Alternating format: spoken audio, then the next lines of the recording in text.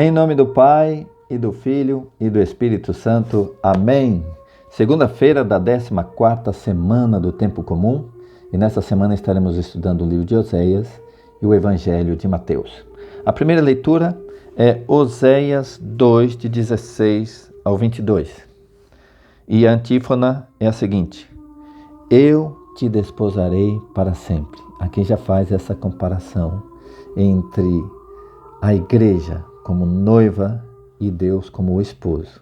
Então, a aliança de Deus com seu povo, conosco, é considerada uma aliança como a do próprio matrimônio, do próprio casamento.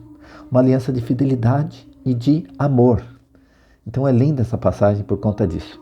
Vamos então à leitura? Oséias 2:16. Leitura do profeta Oséias.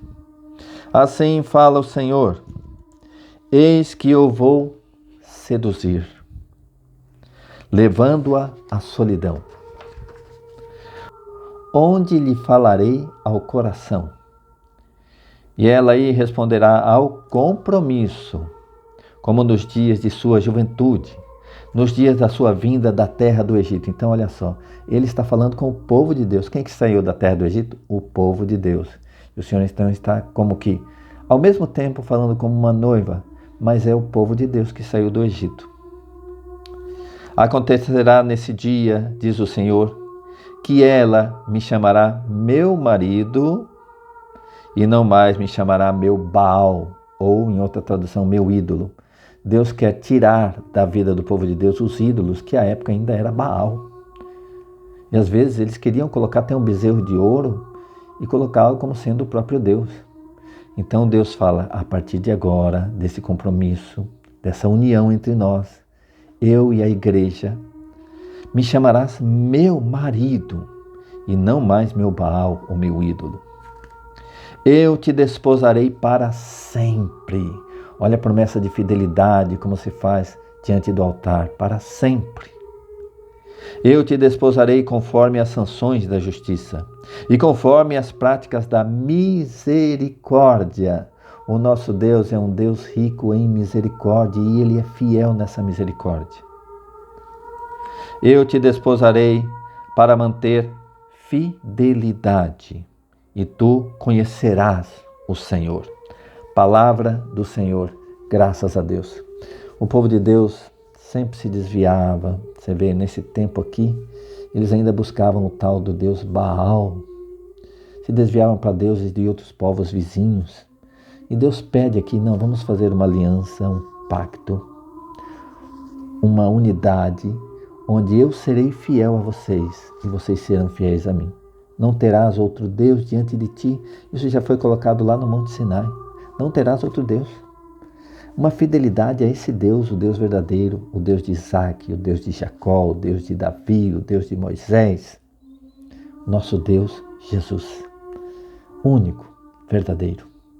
Então Deus quer esse pacto de amor entre nós e Ele. Entre Ele e nós. Ele derramando sobre nós misericórdia, compaixão, porque o povo de Deus erra. E erra muitas vezes, mas Deus continua fiel no amor. Deus continua chamando a conversão. Deus continua chamando a aliança. Tá? E por isso, no Novo Testamento, tem uma frase que diz assim: se formos infiéis, Ele continua fiel. Ele continua nos procurando. Ele continua nos buscando. Então vamos aproveitar, irmãos, esse tempo de amor e de misericórdia de Deus para conosco. E mantermos-nos fiéis a esse Deus verdadeiro. Nada de falsas religiões, de falsas doutrinas, vãs filosofias. Eu tenho um Deus, eu tenho a quem recorrer. Nós vamos ver no Evangelho aqui a quem devemos recorrer em nossas necessidades. Não precisa buscar em vãs filosofias, em energias cósmicas e outras coisas. Não, nós temos um Deus e devemos a Ele fidelidade e Ele é fiel a nós. Em nossas necessidades, recorramos a Ele. Ele é todo-poderoso, é verdadeiro, Ele é real, porque os outros deuses simplesmente não existem, só existe um Deus. Ele é aquele que é, os outros nem chegam a ser, não são. Amém? Vamos então ao Salmo, que é um grande louvor à misericórdia de Deus. É o Salmo 144. A resposta do Salmo é: Misericórdia e piedade é o Senhor. Todos os dias haverei de bendizer-vos. Hei de louvar o vosso nome para sempre. Grande é o Senhor e muito digno de louvores, e ninguém pode medir sua grandeza. Uma idade conta a outra vossas obras, de geração em geração. E publica os vossos feitos poderosos. Proclamam todos o esplendor de vossa glória e divulgam vossas obras portentosas. Narram todos vossas obras poderosas e de vossa imensidade todos falam. Eles recordam vosso amor tão grandioso e exaltam ao Senhor vossa justiça. Misericórdia e piedade é o Senhor. Quem é Deus para nós? Deus é misericórdia e piedade. Ele é amor, é paciência, é compaixão. O Senhor é muito bom para com todos. Sua ternura abraça toda a criatura. Misericórdia e piedade é o Senhor. Aleluia! Que salmo lindo! Que salmo apaixonado da parte de Deus para conosco. Maravilhoso. Vamos à aclamação ao Evangelho, que é baseada em 2 Timóteo 1:10. Aleluia, aleluia, aleluia.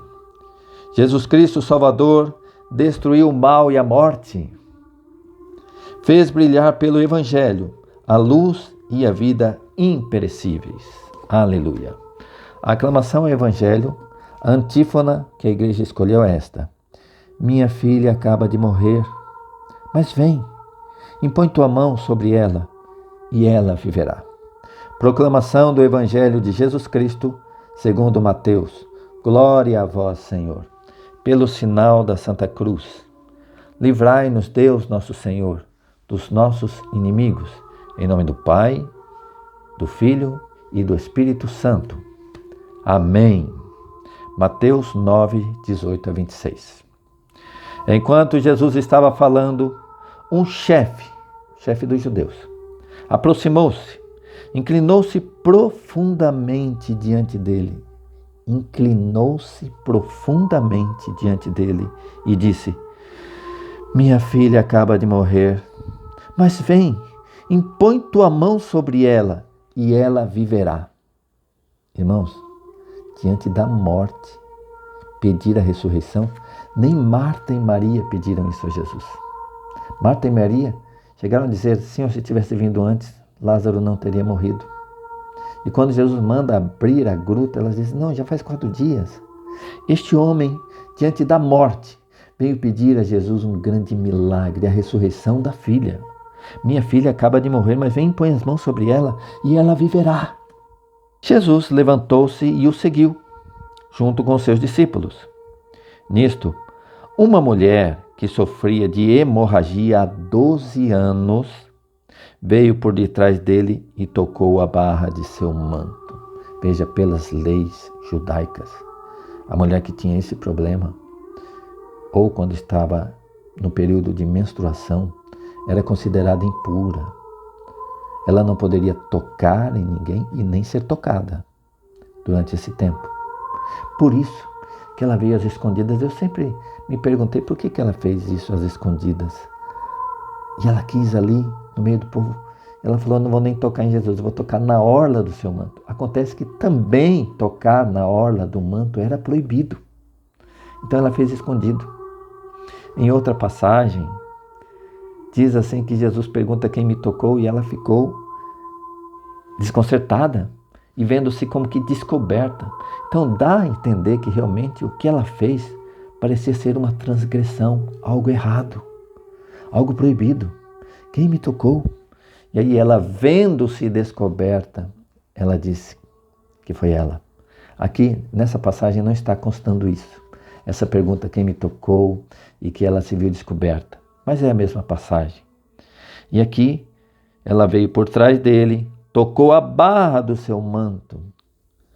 E ela pensava consigo: se eu conseguir ao menos tocar no manto dele, eu ficarei curada. Em algumas traduções diz salva, né? Mas aqui nesse caso, a tradução mais correta é curada. Porque a mesma palavra cura, salva e liberta é uma palavra só. No caso aqui ela estava buscando uma cura. Então ela não dizia, se eu tocar nele eu serei salva. Ela dizia, eu serei curada. Jesus voltou-se e ao vê-la disse, coragem, filha, a tua fé te salvou. Podemos traduzir assim, a tua fé te curou.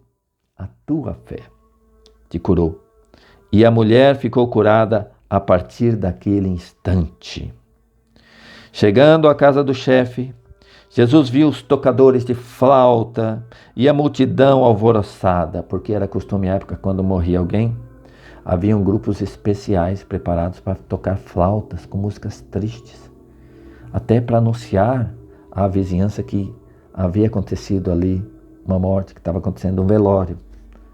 Você vê, há pouco tempo, hoje em dia, nós velamos muitas vezes em capelas que as funerárias colocam, né? Mas na minha infância eu lembro que quando morria alguém, as pessoas eram veladas na sala da casa, no bairro. A funerária colocava uma placa na frente, com uma coroa de flores, para anunciar às pessoas que passam pela rua que ali estava acontecendo um velório. Então as pessoas passando ali, vendo aquele alvoroço, vendo aquela placa, geralmente uma placa preta, né, de luto, a notícia se espalhava pelo bairro, olha, morreu alguém lá na casa do fulano, vamos lá. E as pessoas iam lá velar, iam lá rezar o terço. Nessa época aqui, eles contratavam flautistas que tinham essa função, certamente, tocar música triste e até se lamentar, chorar ali. Então Jesus encontrou esse ambiente de velório, de tristeza, um ambiente fúnebre ali.